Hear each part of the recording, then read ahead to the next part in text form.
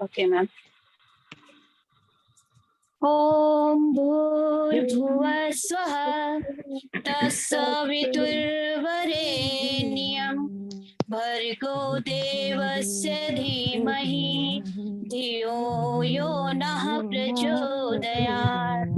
ओम भूर्भुवः स्वः तत्सवितुर्वरेण्यं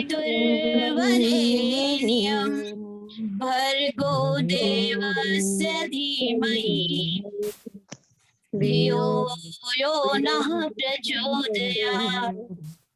ओम भूर्भुवः स्वः तत्सवितुर्वरेण्यं भर्गो देवस्य धीमहि धियो यो नः प्रचोदयात्। ओम शांति शांति शांति। बहुत बहुत धन्यवाद। धन्यवाद। बहुत बहुत धन्यवाद। सभी बहनों का बहुत स्वागत है हमारे बाबूजी के प्रांगण में, हमारे साईं धाम के प्रांगण में। मैं बहुत ज्यादा स्वागत करती हूँ मेरे बड़े भाई, मेरे गुरु राम प्रकाश जी का, मेरी छोटी बहन वीनू जी, जिन्होंने आज हम सबको इकट्ठा किया है। वीनू बहन का बहुत बहुत धन्यवाद, जो हमें आज बताएंगी कि कूड़े से कैसे खाद बनाएंगे।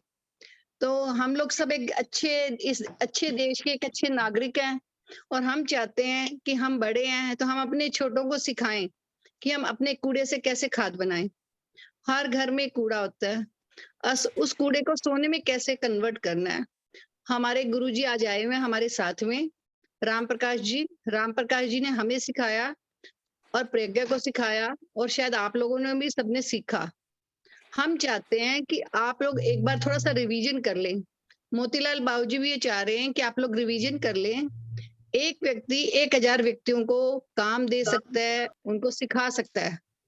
तो हम लोग ये चाह रहे हैं कि आप लोग आज प्रज्ञा के द्वारा एक बार रिवीजन कर लें, अच्छे से सीख लें, और अपने अपने परिवार के, अपने नियर डियर सबको सिखाएं जूम के द्वारा, और प्रैक्टिकल में जरूर लेके आएं। जब तक आप कोई भी काम प्रैक्टिकल में नहीं करेंगे तो किसी को कुछ नहीं पता कि मैं क्या कर रहा हूँ। खाली सुनना और उसको लिखना वो नहीं, उसको बनाना भी, उसको एग्जीक्यूशन में लाना। और आपको मैं ईमानदारी से बता रही हूँ, आप मेरे घर में आइए। मुझे राम प्रकाश बाबूजी ने 2 साल पहले खाद बनाना सिखाया। आज मेरे जितने भी गार्डन है उसमें सारे फलों से लदे हुए हैं, सिर्फ उसी खाद से। पहले सिर्फ 2 टमाटर आता था या 4 टमाटर आता था, आज एक पौधे के ऊपर कम से कम 10 टमाटर आए हुए हैं। बकायदा मैंने फोटो खींच रखी है, डेली फोटोग्राफी भी करती हूँ, फिर लोगों को दिखाती भी हूँ कि इसमें ऑर्गेनिक खाद भी है और उसमें बायो एंजाइम भी है।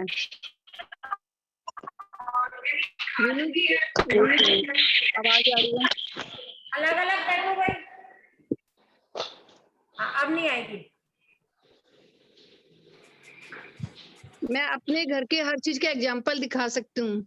जितने गार्डन में फ्रूट प्लांट हैं, वेजिटेबल प्लांट हैं, और खाद से जो चीजें बनी हुई हैं, कि उनके अंदर मेरे पास एक अनार का पेड़ था जो करीब 1.5 साल पहले जल गया था, लेकिन उसकी जड़ थी।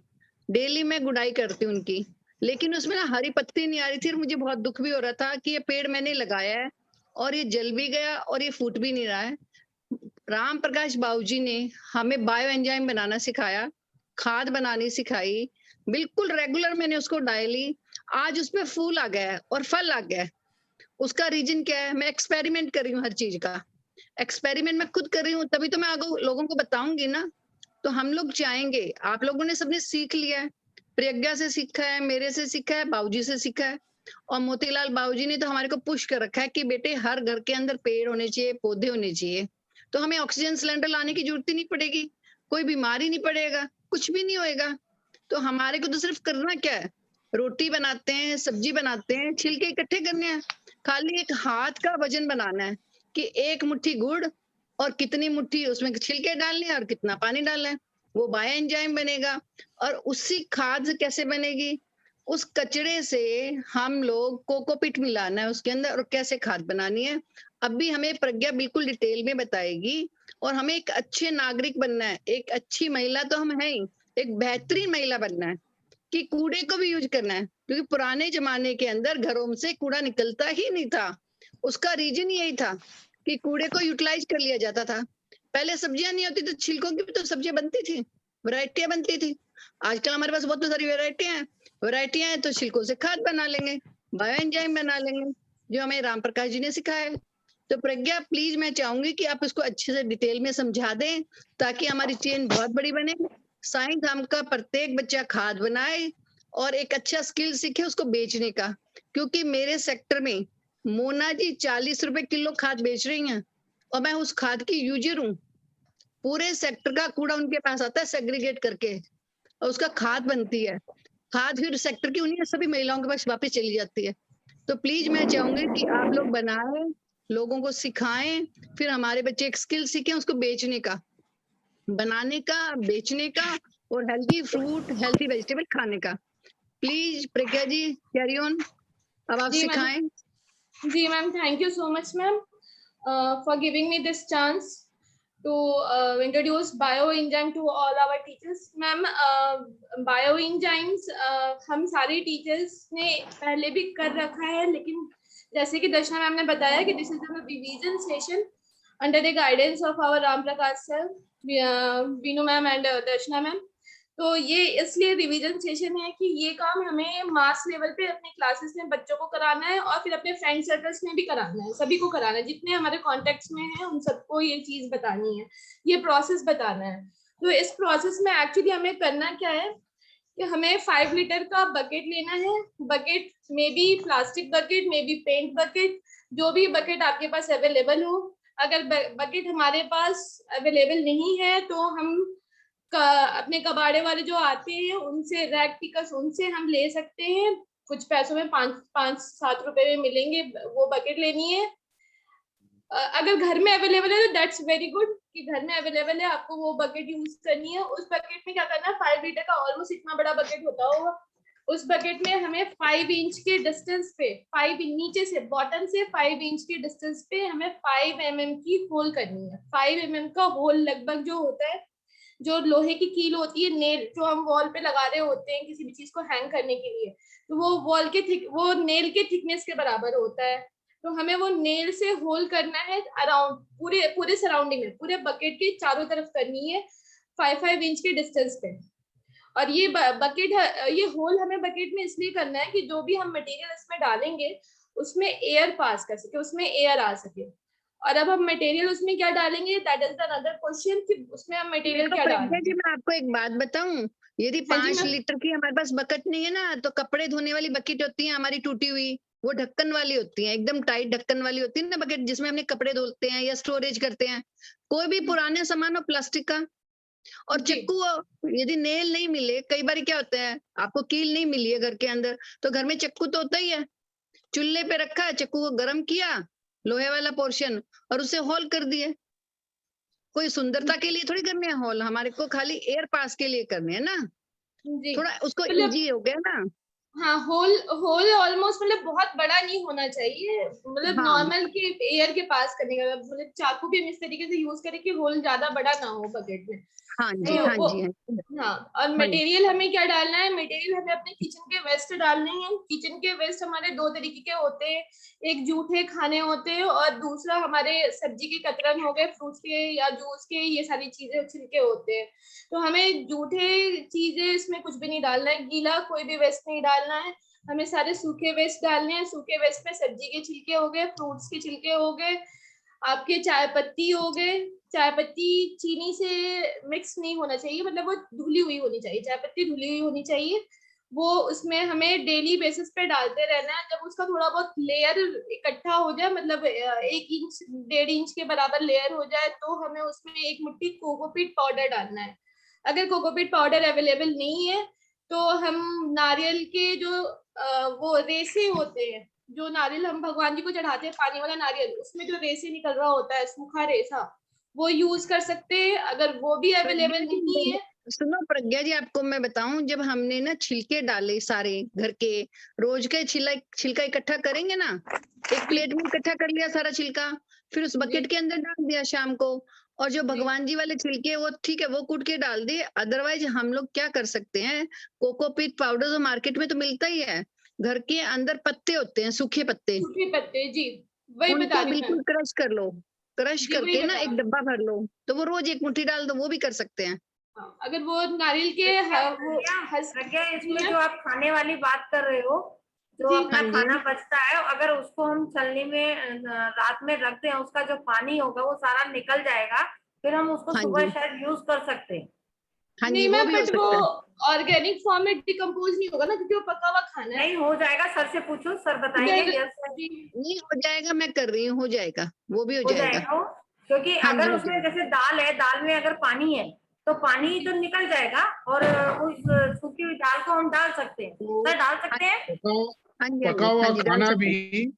पका हुआ खाना भी कंपोस्ट हो जाता है, बिल्कुल। परंतु हम शुरू में एडवाइज नहीं करते उसको डालना। हाँ, जैसे कि दूसरी क्लास में या 5वीं क्लास में हम 11th की बात नहीं बताते, इसलिए यही बात है, शुरू शुरू में अगर डालेंगे तो आपको दिक्कत होगी, इसलिए पहले आपकी परफेक्शन हो जाए, उसके बाद में जी, पका हुआ खाना भी उसमें डाल सकते हैं। ठीक है। जी, मतलब पके हुए खाने को डालने का प्रोसेस होगा, मतलब वही मैम जैसे बता रहे हैं, आप सुखा के उसको फिर नहीं, उसका डालेंगे। उसमें हाँ पानी नहीं डालना हाँ है, जी, दाल नहीं, दाल का पानी निकालना पड़ेगा, सब्जी का पानी इसके निकालना अंदर है ना, पड़ेगा। हमें आप इस प्रोसेस को समझिए, ये एरोबिक प्रोसेस है, इसके अंदर मॉइस्चर जो है ना कंट्रोल्ड मात्रा में होना चाहिए। जी, हाँ जी, अगर हाँ हम जी, सूखी सब्जी को डालते हैं तो कोई हर्ज नहीं है, परंतु गीली सब्जी डालते हैं तो उसमें सिर्फ यही हर्ज है कि उसके अंदर मॉइस्चर एक्सेस हो जाएगा। इसलिए वो हाँ जैसा जी। कि अभी आपने बताया, पूनम जी आपका नाम? दर्शना मैम। प्रज्ञा, प्रज्ञा, प्रज्ञा, तो प्रज्ञा। नहीं नहीं, प्रज्ञा जी तो कह रही थी ना कि हम पका हुआ खाना नहीं डालेंगे। नहीं, कोई एक मैं कह महिला रही थी अभी सर, बता, बीनू बीनू शर्मा, बीनू शर्मा। हाँ बीनू जी, आप ठीक हाँ, बता रही हैं। उसमें सिर्फ हमें प्रिकॉशन यही लेनी है कि हम उसका एक्सेस पानी निकाल दें, और कोई जी, बात नहीं है। जी, हाँ ठीक है जी, ना, हाँ ये अभी जी, हमने फैक्ट्री में हमने सिर्फ लेफ्ट ओवर के लिए दिया हुआ है, जी, जो जूठन बचती है उसी के लिए सिस्टम दिया हुआ है। उसमें बस वही प्रिकॉशन है, हमने 2 सिस्टम बना दिए हैं, एक्सेस पानी नीचे निकल जाता है और ऊपर का हम उसमें डाल देते हैं कंपोस्टिंग बिन में, तो ठीक बन जाता है। जी अच्छा, मुझे मुझे दर्शना जी जरा निकलना होगा, हाँ और हाँ हाँ जी, ठीक है जी। आपका बहुत बहुत बहुत बहुत धन्यवाद गुरु जी, धन्यवाद, बहुत बहुत धन्यवाद गुरु जी ना। बहुत बहुत धन्यवाद आपका कि आप इस तरह का प्रोग्राम कर रहे हैं जन जागरण में। अभी आज सवेरे मेरे पास एक हिमाचल से भी फोन आया था, वो भी इस तरह का सेमिनार कर रहे हैं। अभी जयपुर से भी एक कॉल आई है, वहां भी कुछ अगले 1-2 दिनों में सेमिनार करेंगे। मैं हाँ जी गुरु चाहूंगा जी, कि हम हमारा कोई प्रज्ञा भी जी को सहयोग या चाहिए तो आप बता दीजिएगा। बिनू जी को या ऐड करेंगे, बिकॉज हाँ जी, हमारा हमारा पर्पज कोई है, भी किसी भी टाइप का सहयोग चाहिए तो आप हमारा बता पर्पज है दीजिएगा, बिरु ट्रेनर्स जी को कर तैयार पाएंगे करना। कहीं।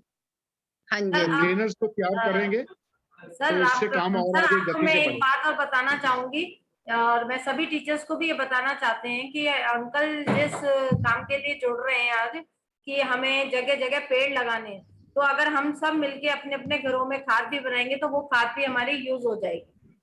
हाँ जी, हाँ जी, तो उसके लिए भी हमें मार्केट से नहीं खरीदनी पड़ेगी, हम अपने अपने घरों से हर महीने इतना बना के और अपना सहयोग उस आहुति की तरह हम उस हवन में दे सकते हैं।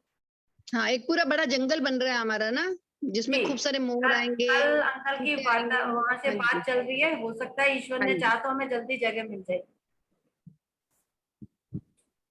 ठीक है, मैम मैं कंटिन्यू कंटिन्यू करूँ यस मैम? यस, हाँ हाँ, कंटिन्यू प्रज्ञा करो। जी please carry on, carry on. तो हमें वो जो जैसे अभी हम छिलके की बात कर रहे थे, छिलके और कोकोपीट पाउडर या फिर नारियल के रेसे या फिर सूखे पत्ते डालने के बाद हमें ये प्रॉपर लेयर रेडी कर लेनी है। जब ये लेयर ऑलमोस्ट रेडी हो जाएगा और लेयर मतलब हाफ बकेट रेडी हो गया, तो हमें उसको न्यूज़पेपर से ढक के उसको छांव में शेड में रखना है। शेड में रखना है, फिर बीच बीच में हमें 2-3 दिन के इंटरवल पर हमें उसको चेकआउट करते रहना है न्यूज़पेपर हटा के।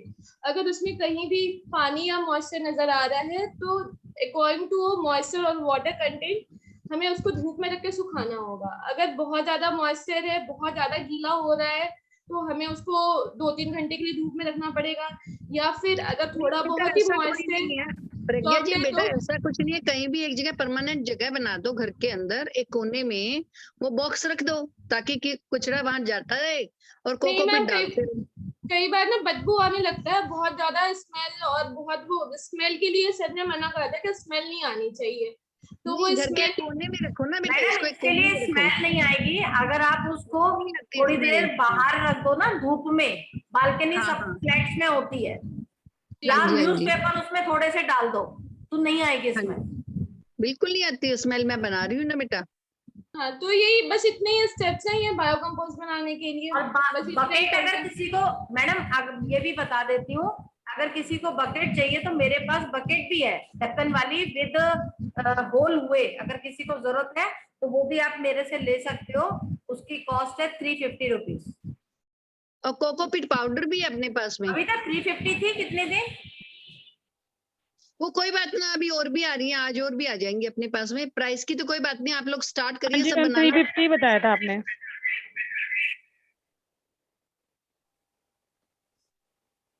बाबूजी आज काफी सारी भिजवा रहे हैं बाल्टियां भी, तो सब लोग स्टार्ट करिए प्लीज आप लोग ना। बहुत इजी वे है, और बच्चों को सिखाइए, अपने नियर डियर सबको सिखाइए कि कचरे को बिल्कुल बाहर नहीं डालना है।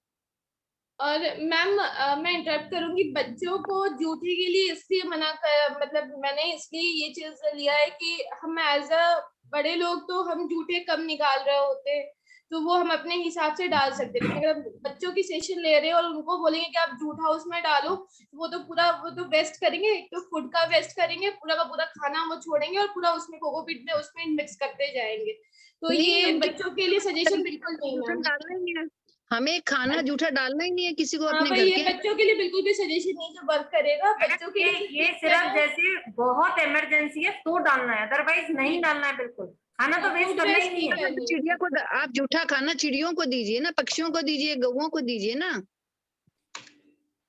जी चिड़ियों को दीजिए, इसमें नहीं डालिए जूठा खाना, इसमें जी। तो सिर्फ छिलके डालने हैं।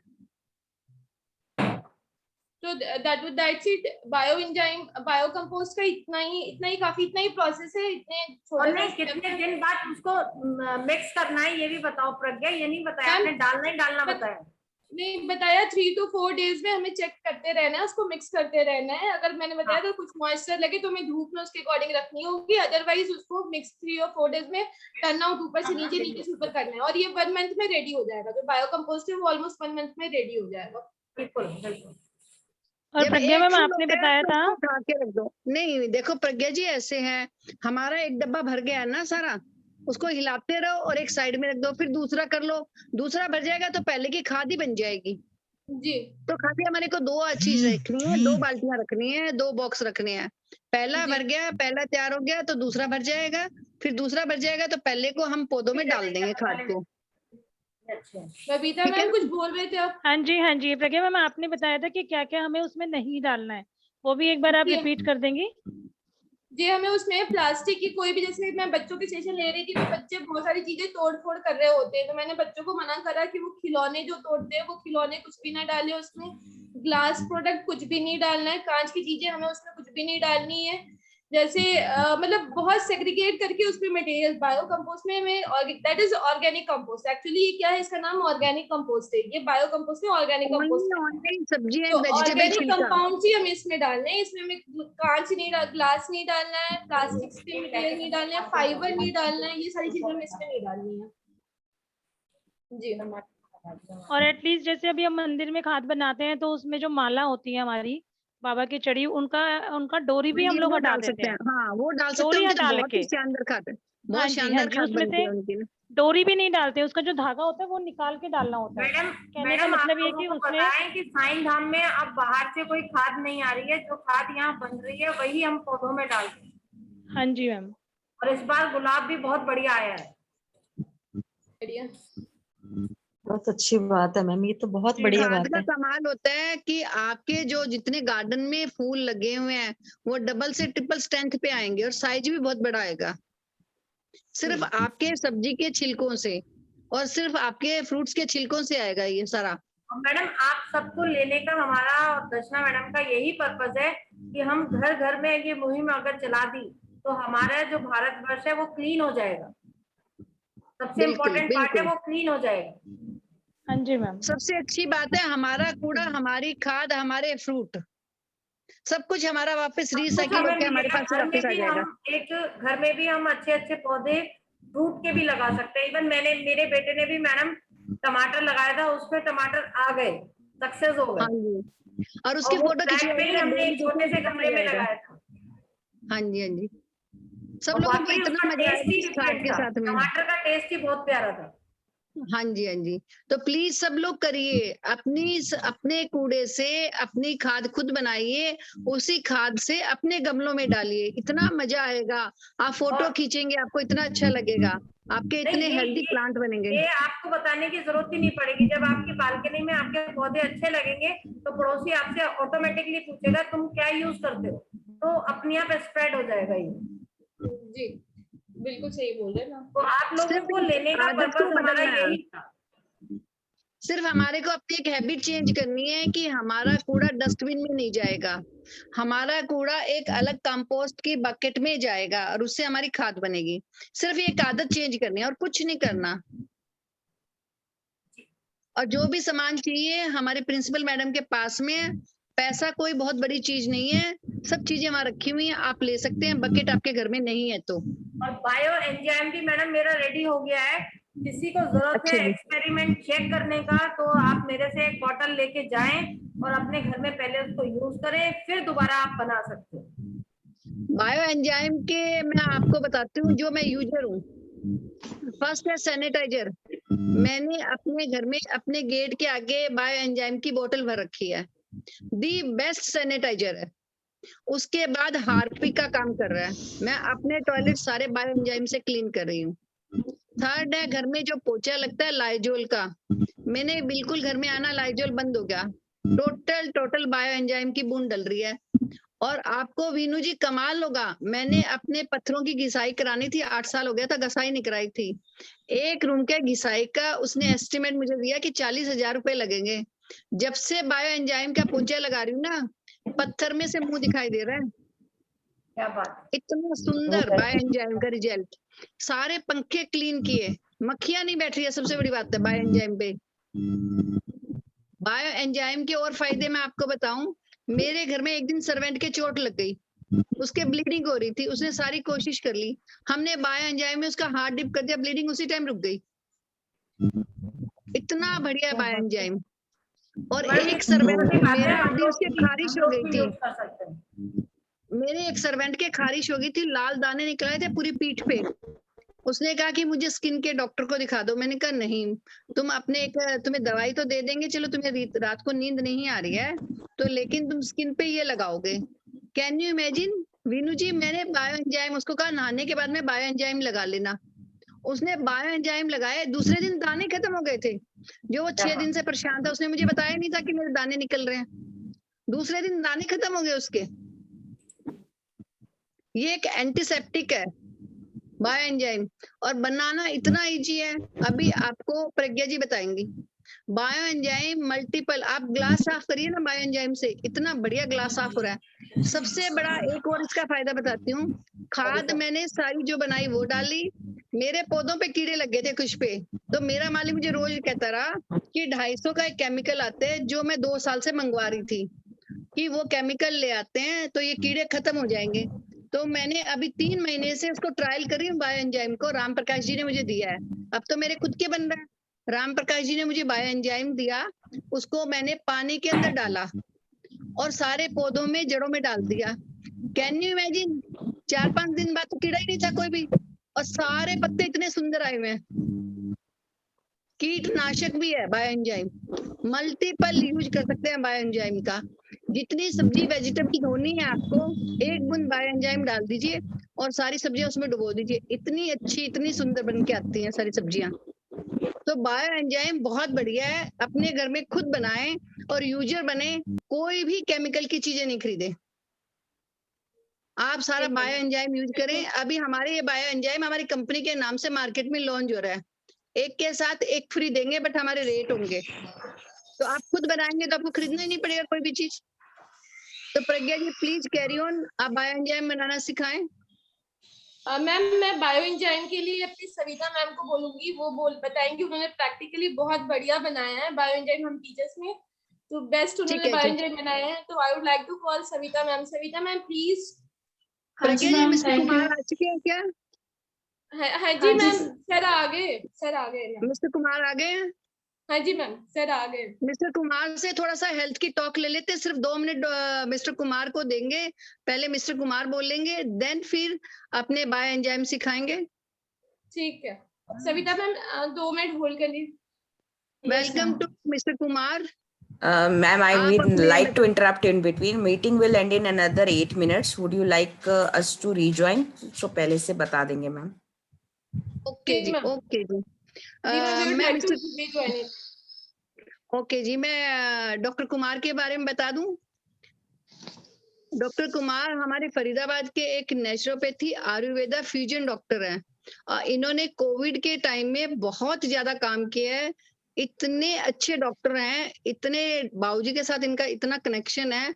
हमारे पास जितने भी पेशेंट आए कोविड के, क्रिटिकल को छोड़ के बाकी सब पेशेंट्स को डॉक्टर साहब ने घर पे ठीक किया था।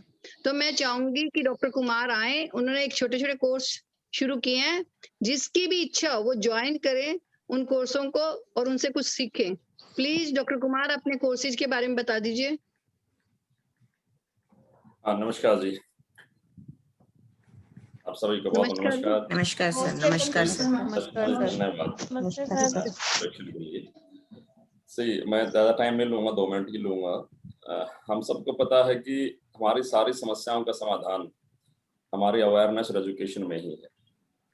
जब तक हम अपनी खुद की अवेयरनेस, खुद एजुकेट नहीं होंगे, टेक्निकल फैक्ट्स को नहीं जानेंगे, तो हम व्हाट्सएप पे, फेसबुक पे आने वाली हर वीडियो को फॉलो करते रहेंगे। हर वीडियो हमें अच्छी लगती रहेगी, हर संदेश हमें अच्छा लगता रहेगा और हम ऐसे ही पथ भ्रष्ट या हम कहें कि रास्ते से भटकते रहेंगे। इसी चीज को लेकर के मैं बहुत लंबे टाइम से कह रहा हूं कि 135 करोड़ की जनता है, कोई भी इंफ्रास्ट्रक्चर, कितने भी हॉस्पिटल बना लें, हम हेल्दी नहीं हो सकते।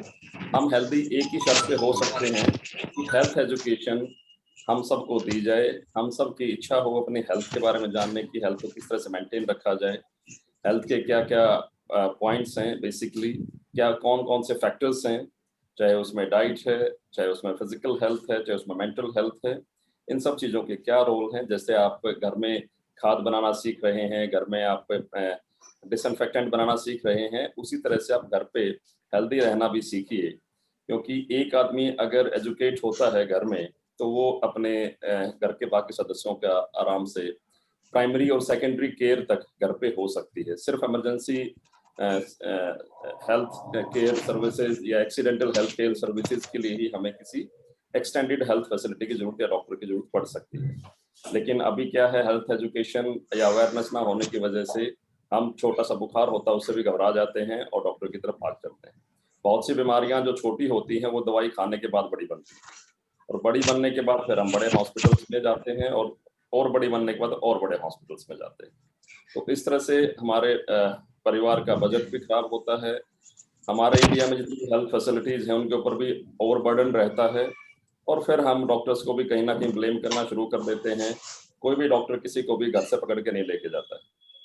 हम अपनी कमियां भी देखें कि हम क्या क्या लापरवाहियां करते हैं, कहाँ कहाँ पे लापरवाही करते हैं। ज्ञान तो हम सबको बहुत ज्यादा है, आप सबको बहुत ज्यादा ज्ञान होगा हर विषय के बारे में, क्योंकि आजकल ज्ञान की कमी किसी को नहीं है।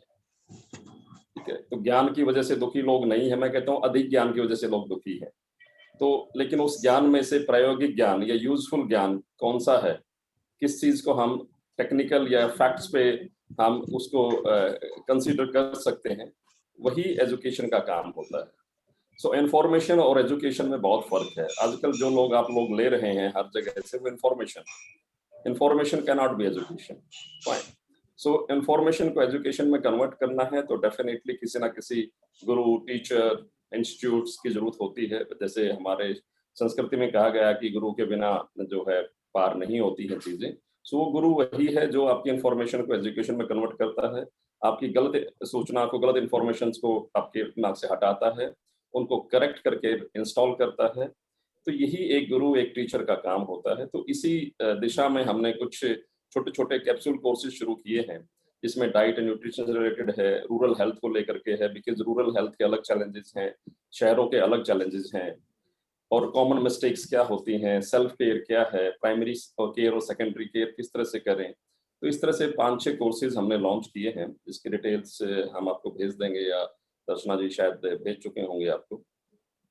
तो बहुत छोटे छोटे कोर्सेज हैं, ऑनलाइन कोर्सेज हैं, कोई 10 घंटे का है, कोई 15 घंटे का है, कोई 8 घंटे का। उन कोर्सेज का मकसद सिर्फ इतना ही है कि आपको और आपके परिवार को हेल्दी कैसे रखा जाए।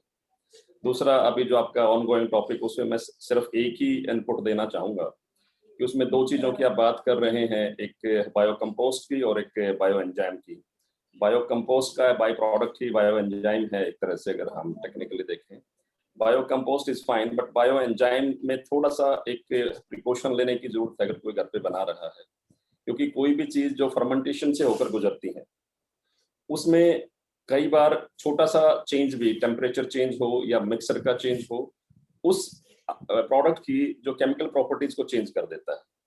और केमिकल प्रॉपर्टीज को अगर हम अपने ऊपर अपने फॉर एग्जांपल हम उसको लगाने में या खाने में इस्तेमाल करते हैं, तो वहां पर हमें बहुत ज्यादा एक्स्ट्रा प्रिकॉशन लेने की जरूरत है। स्पेस डिसइंफेक्शन के लिए ठीक है, फर्श पूरा क्लीन नहीं होगा तो आधा क्लीन हो जाएगा, दैट इज फाइन, बट उसको स्किन पे या किसी अपने सेल्फ यूज के लिए तब तक यूज ना करें जब तक आप डबल श्योर ना हो या वो टेस्टेड ना हो।